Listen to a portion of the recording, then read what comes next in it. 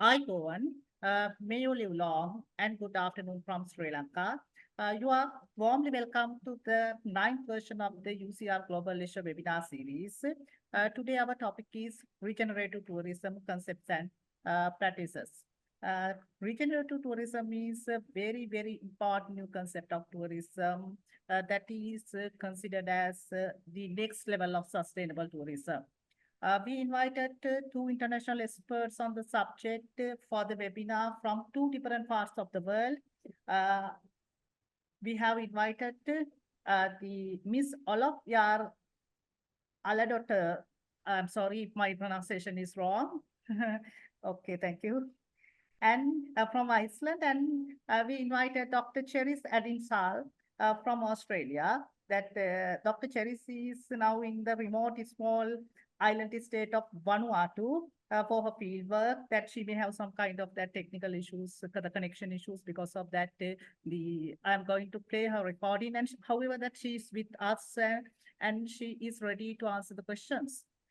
And Mr. Olof worked as the Director General of the Iceland Tourism Boards for 9 years, and she has more than 30 years experience as a destination development and also that destination management consultant in different parts of the world. And also she served as the Vice President in charge of the sustainability for European Travel Commission and the Chairman of the Board of the North Atlantic Tourism Association. Currently, she is Senior Project Leader of the Nordic Regenerative Tourism Project and runs on adventure tourism business in North Iceland. Dr. Cherise is a Senior Research Fellow for Pacific Regenerative Agritourism with the University of Sunshine Coast in Australia and a member of the Australian Centre for Pacific Island Research. She worked as a strategic mentor for the Regenerative Vanua project in Vanuatu.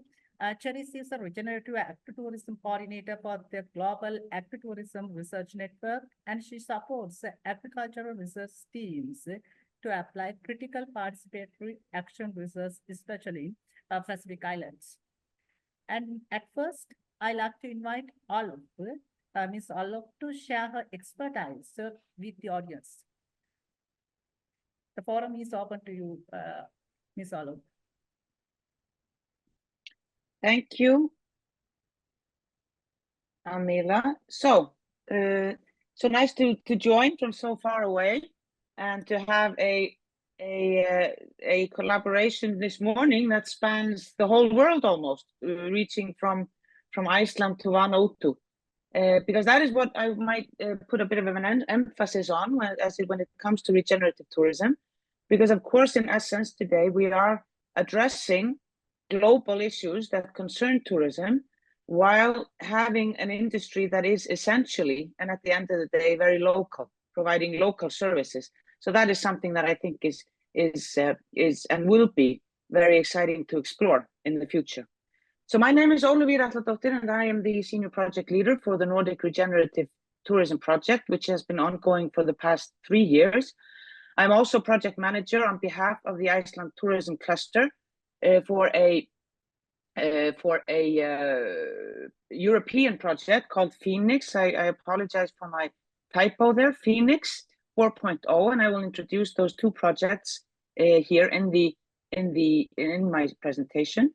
Before, I worked as the Director General for the Icelandic Tourism Board for 10 years, after which I spent 3 years in Saudi Arabia, working for, on the one hand, first for the Commission for Al-Ula in the northwestern part of Saudi Arabia, and later for the Red Sea Development Company down by the Red Sea coast. Apart from that, my background in tourism is mainly in activities. I was a hiking and horseback trekking guide. I was a ranger in national parks and protected areas, and a manager of an educational activity center at Lake Mjöll.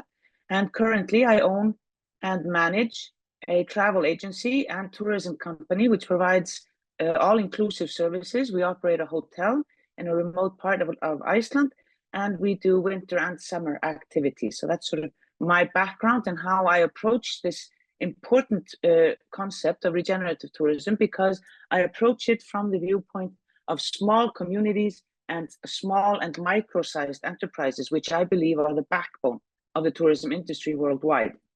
Now, regenerative tourism, at its simplest, is of course about creating the fertile conditions conducive for life to thrive. And these are really big words that Anna Pollock used in 2019, talking about how tourism and regeneration were connected. But that is also because tourism is, in essence, an all-encompassing industry. You cannot look at it through a very tight perspective, because it touches upon almost everything that is human. It touches upon our daily activities as residents. It touches upon almost all our resources, all our educational backgrounds, and everything that man does. And also tourism is this industry where we are constantly in contact. It's an industry of discourse and an industry of engagement. So that is also important. So we need to look at that as an ecosystem. And that means that tourism is not static, and tourism cannot try to have no impact on anything, because through living, all ecosystems and all living systems are, as Anna Pollock says, constantly adapting, changing, and evolving. Everything it does has an impact, and it can be good, it can be bad, or it can just be. And that is also the thing. So we need to know that we cannot look at it from the tight point of the old viewpoint on sustainable tourism, which was very much publicly focused, or from the perspective of the minimalist approach sometimes of responsible tourism, where you allotted responsibility and you try to deregulate, you try to move away from the regulations and the everybody's responsible, therefore nobody's responsible problem of the sustainability issue. So we are trying now to look at a balance with everything, and where the tourism industry is in balance from within the system it operates, not coming from without. So we can look at, so just going back on that, we can look at the development of the discourse and the development of the concept from this viewpoint.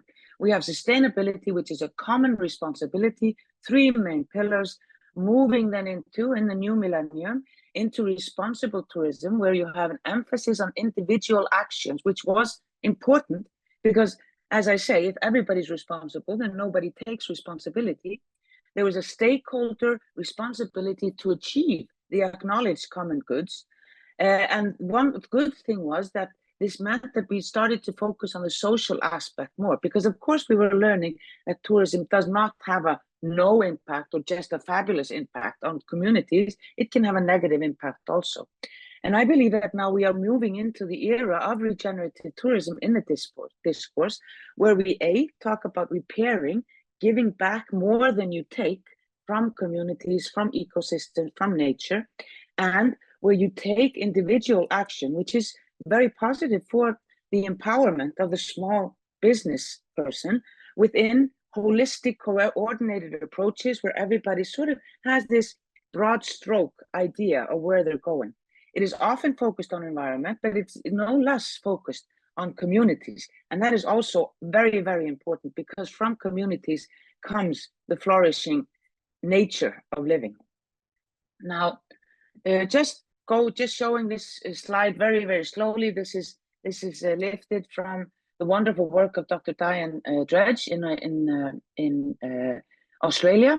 She's been working on projects, both holistic regenerative tourism projects within communities, and also working on the theoretical aspect of it.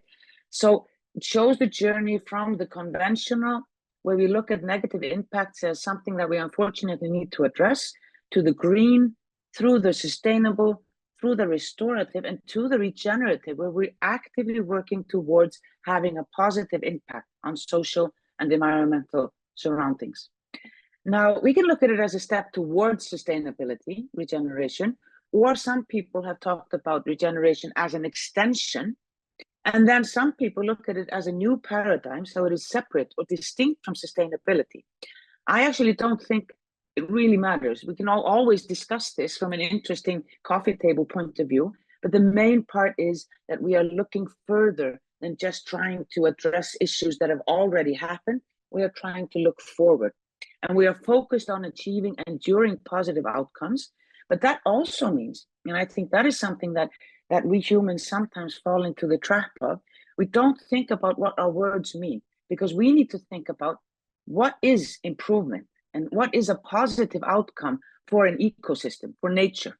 Is it just keeping it as it is? Is it letting it move to its conclusion, which in the instance of, for example, a beautiful lake, can be transforming into a marsh, which is not as beautiful? Is that something we want to do, or do? Because that is the natural progress of ecosystems, they change. And how do you improve a system that is in itself living and in such is always in flux? So how do you heal a living system? Do you do it by reverting to their former status, or by going to a new state of being? So this connects then also with current trends in ecological research, where we're looking at biodiversity, where we're looking at whether conservation issues should look at these ecosystem approaches and just see how they move forward, or whether they should look at trying to keep things as they are because we like them as they are. And these are actually very complicated ethical questions, and they go into the regenerative discourse. Now, our NORAC project, which has been my main focus for the past 3 years, is a platform. It's a platform where we try to gather Nordic entrepreneurs and small and micro-sized businesses, as well as their regional organizations, which can be public-private, which can be publicly owned, and which can just be a sort of a cluster of private entities. But the objective is to establish operational tools for businesses that want to adopt these relevant, accessible, measurable, and participatory practices that visibly contribute to the sustainability of the destination. And this means that we are trying to support by providing tools to those that want to move forward in regeneration. Now, we have the vision statement here. I won't read it out now, but we're focusing on communities and what we call landscapes, because we acknowledge that ecosystems change and that landscapes change. We focus on the words revitalization, re-energizing, and well-being. And we focus on communities and natural environment, looking towards balance and looking towards the fact that even though we have common ground and common ambitions, we have unique and wonderful home regions, and they are unique, they are individual, and they need their own approaches within the big questions. So we have 3 priorities and principles defined, and they're no rocket science. It's what everybody's sort of looking at. Environment, where we focus on the concepts of balance and diversity. Business, because of course, if we can't work our businesses, we can't really contribute to anything, right? But we need to look at business from a holistic point of view. So we can't focus on one business, and we can't focus on the effect of on our business only. We need to focus on the effects of our actions within the system that we live in. And therefore, people are also very important, both the local people that we are and the communities we are part of, and also how we can let visitors and residents participate in the development and the actions of tourism. The main beneficiaries are then these small and micro-sized individuals and the DMOs, the regional. And we have done this through a variety of tools. We have adopted the first mile approach, where we focus on the doable and urgent for individual operators. So we're not looking at the big picture. We're looking at things that small and micro-sized entities can do now, that they can do smarter, and they can start small, take small steps, and then looking back and seeing that all these small steps, they resulted in something big. And within the project, we have these 3 focus areas: a low footprint experience, local buying, and the leave no trace. We also focused on citizen science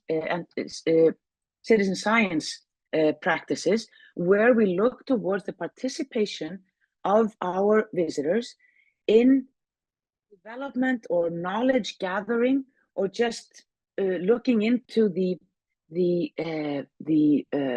DNA of our destinations, because this springs from this idea that citizens today are more informed. We have new technologies. we want to ask the questions that curious non-experts are asking because we want science to be relevant for everyone. And that means that citizens can shape the research agendas, and they can be a powerful tool for data gathering, for questions, and even for looking at the conclusions of a project. Now, citizen science shares many qualities with regenerative tourism: place-based, it is participatory, it is co-created, and it is sort of this nature, community, visitor participation and giving back idea, which is very, very central to regenerative tourism. Now, I have a couple of examples, one in Iceland, where our visitors are participating in seal monitoring and trying to look into the impact of, of tourism upon seals, but also on how the seals disperse and how they act. So it's ethology and behavioral science. And we're also looking at perceptions of local food. And that is more directly tourism related, because there we're looking at how do we as locals perceive local food, and is it different from how our guests perceive it? And what does that mean for how we produce and how we think about the concept of local food within tourism? We've also looked at how we evaluate regenerative approaches, because that is different from the economical focus of classical tourism metrics. So we're looking at human well-being, community well-being, environmental well-being from the focus of the NORAD principles, and we're gathering data and gathering monitoring and evaluation approaches in an interactive matrix that our members of the NORAD community can access and have as support for when they are looking at actions and how to do. I just wanted to mention, because as was mentioned in the start, regenerative tourism is the buzzword now. We recently participated in a project called Circular Economy for Regenerative Tourism, where we had 5 countries participating in a training program for small and micro-sized entities, where they were coached, where they were able to go through certification, they were supported fiscally in that. And then we made these networks, because I think the good thing that is springing out of this is the focus and the realization of the importance of the small actors. So the big conglomerates are not maybe those who push tourism in a positive way within small communities. It is empowering the voice of the small local actors who have intimate knowledge and intimate connections with their local communities and nature. And finally, I wanted to introduce the current project that we are participating in within the Icelandic tourism cluster, where we're looking at resilient ecosystems for empowering tourism SMEs. So again, the ecosystem word, the realization that we're working within a holistic system that we cannot cut ourselves out of. We cannot go in there and utilize resources and then go back and try to mitigate. We're always a part of, we're in the systems of communities and the concept of tourism SMEs. So here we're looking at the core of resilience through the concepts of innovation, digitalization, collaboration, and sustainability. We are looking at the tourism SMEs with the aim of inspiring them, of adding to their wisdom and knowledge, funding them to start new endeavors, and then assisting them in capitalizing on the endeavors and initiatives that they have started.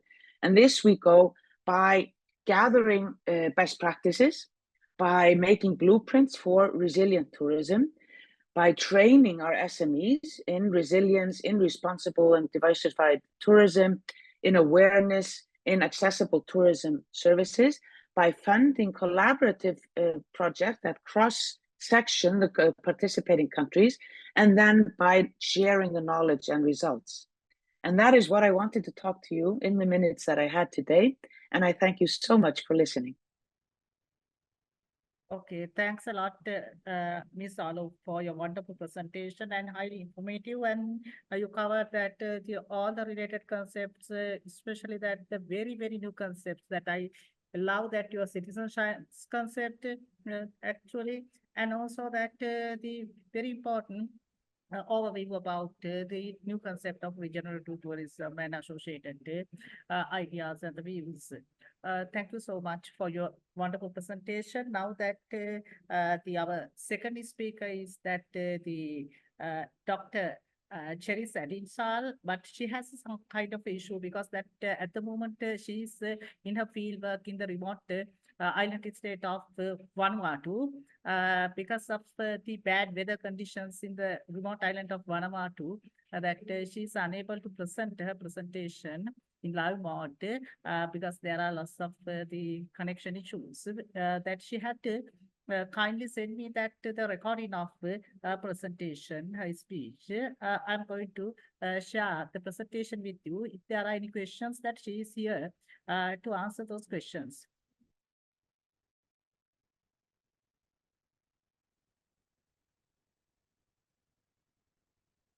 Hi, my name's Cherise Addinsall. I'm presenting today on behalf of Regenerative Vanua, a not-for-profit registered in Vanuatu, however, acting on behalf of Vanuas throughout the Pacific.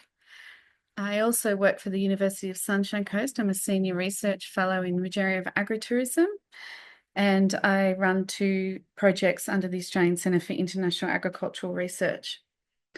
Regenerative Vanua's vision is supporting resilient and self-determined Vanuas throughout the Pacific to practice regenerative stewardship.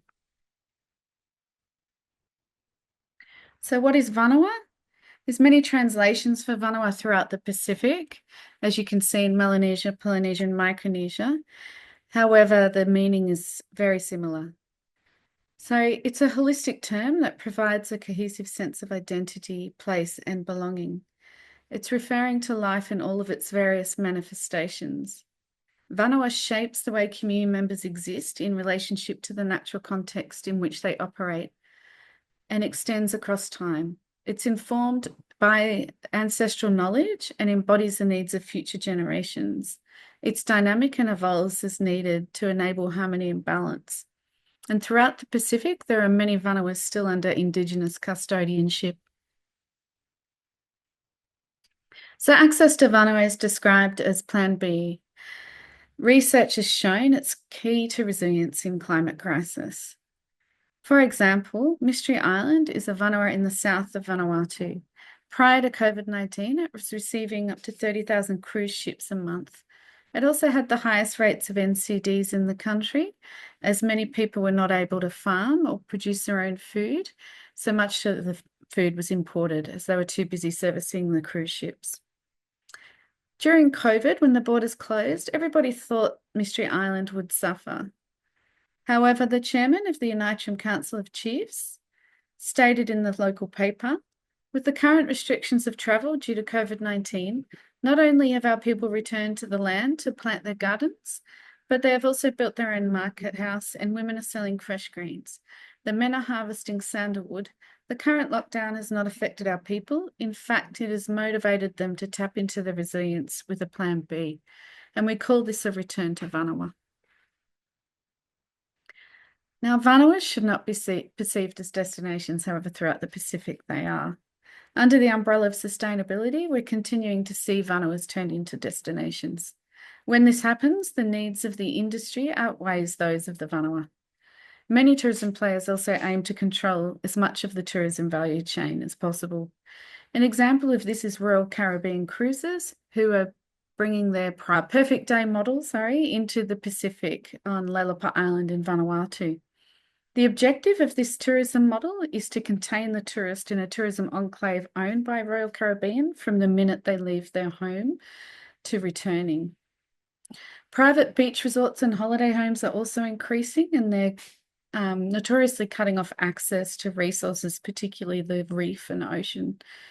Many of these holiday homes are also unregulated through platforms such as Airbnb. There's also a pricing out of locals from the tourism industry or direct refusal of entry, which we see within many resorts and restaurants throughout the Pacific.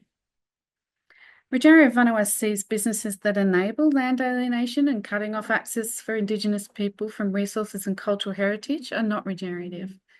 Regenerative Vanua also sees decolonisation as an active verb, not a metaphor. Land, ocean and food sovereignty are key in a regenerative paradigm.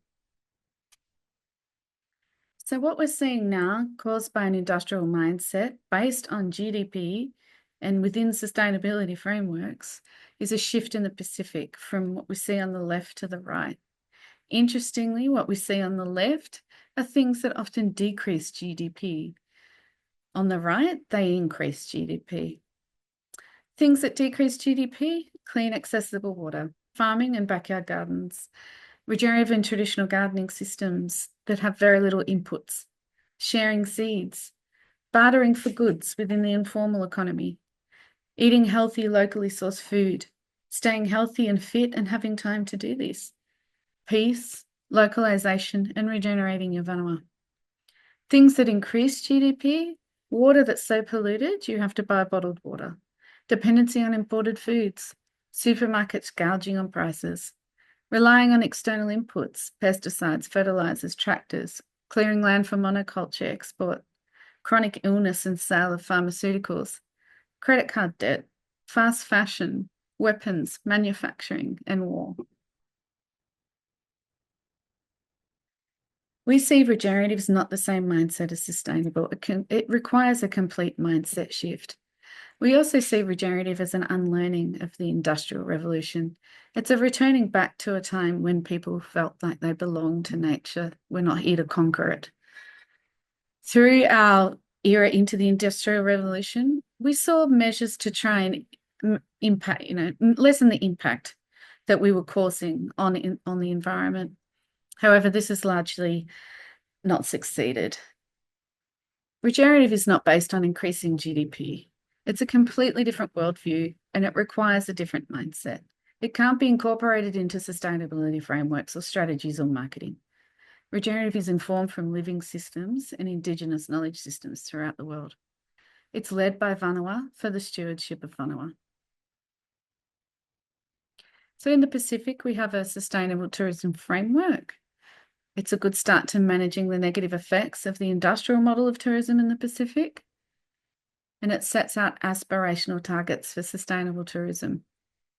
At Regenerative Vanua, we believe in a climate crisis, sustainability should not be aspirational. It should be mandatory for the mass tourism industry. This framework also creates an entry point for for-profit certification companies, which we found through research ostracises the small businesses, particularly Indigenous. It's not adaptable to rural settings where tourism is not the primary focus. And it's not applicable to regenerative application. Therefore, it should remain the blueprint for the mass industrial model to improve efforts in sustainability.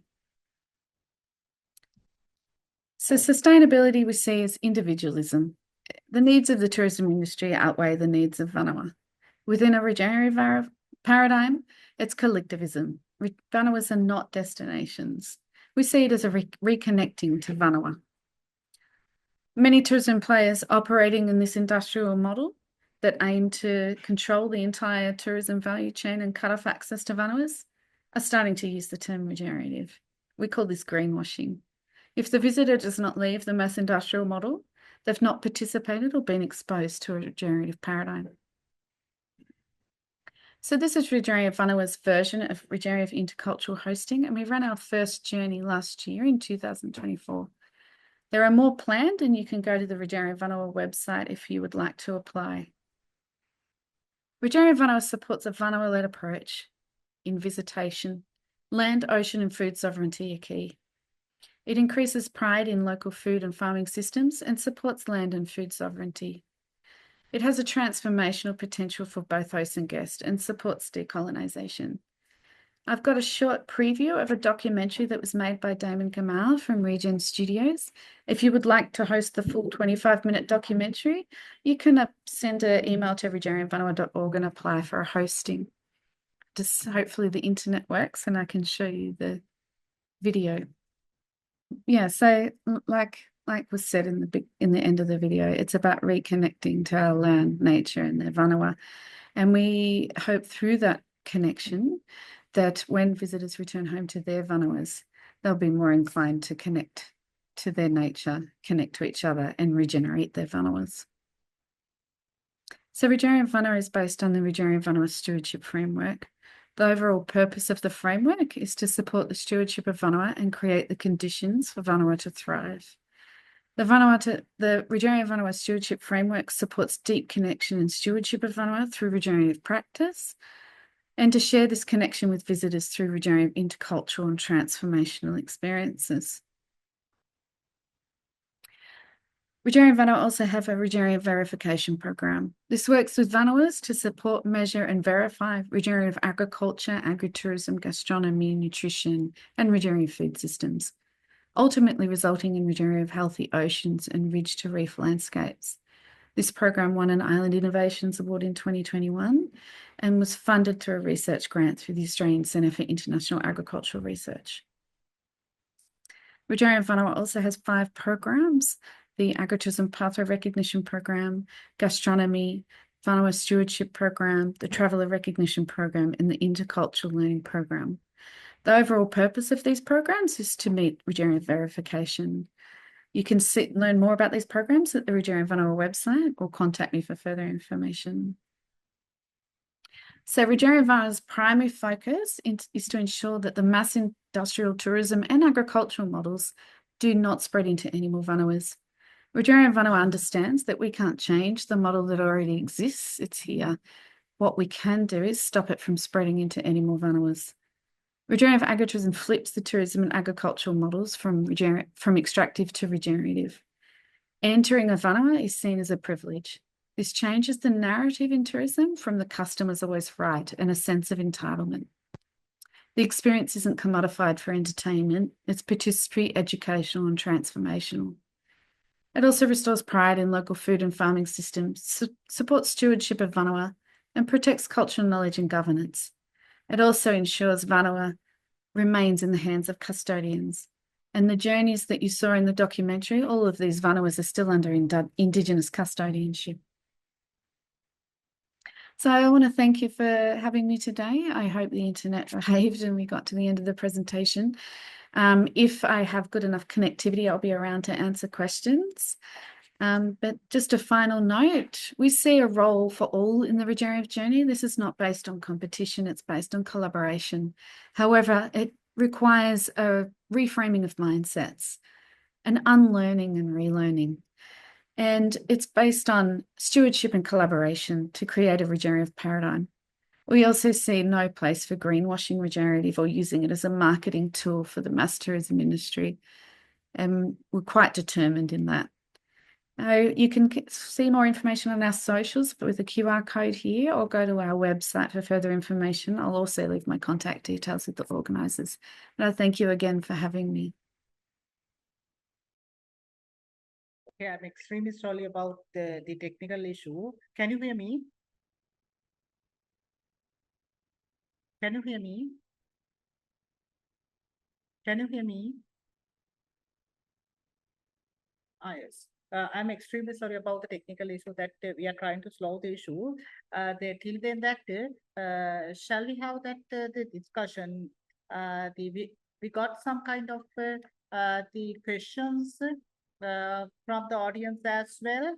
And the one question is there that is the Dr. Cherise is not with us, but that Ms. Olof is with us. The one question is what are the challenges of regenerative projects? Ms. Olof, can you hear me? Because of the technical issues, he may be somewhere else.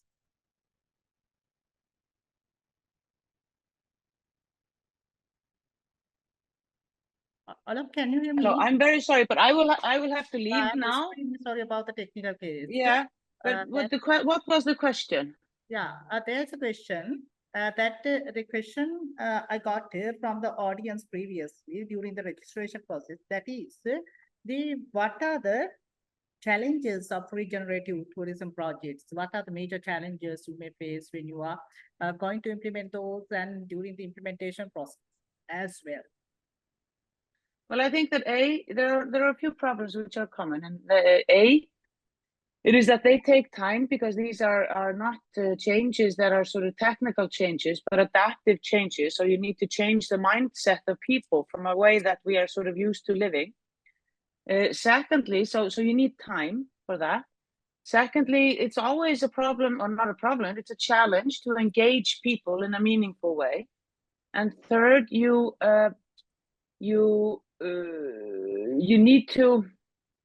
need to go down to the realities of each place, and so you need to have a lot of knowledge about the place before you start out. That's what I would say, you know, and then also gaining understanding from the authorities that be, because they are also, of course, very focused on the economic parameters, which is not the main focus of regenerative tourism, because the main focus of regenerative tourism is well-being. So that would be my answer to that. Okay, thank you so much. Actually, that And I'm very sorry, but I will have to leave you now because our time is up, essentially, and I have another engagement. I'm so sorry. Okay, thank you so much. Thank you so much Okay. for your But feel free to send me any questions, and I will try to answer them. yeah. Okay, thank you so much. Okay, thank you so much. Bye-bye. Yeah. Okay. I'm so sorry about that technical issue that we do have that our respected professor, Dr. Suleiman Troy. That's extremely sorry for that the issue. That said, can you tell you something about that? Are there any kind of the regenerative tourism projects in Turkey? So can you hear me?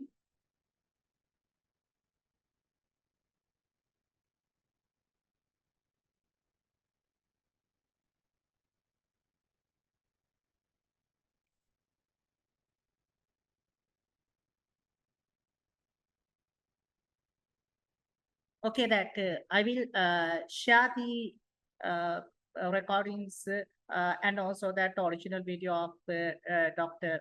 Cherise with all of you via email. Then you can listen to it, and also that you can refer it as well.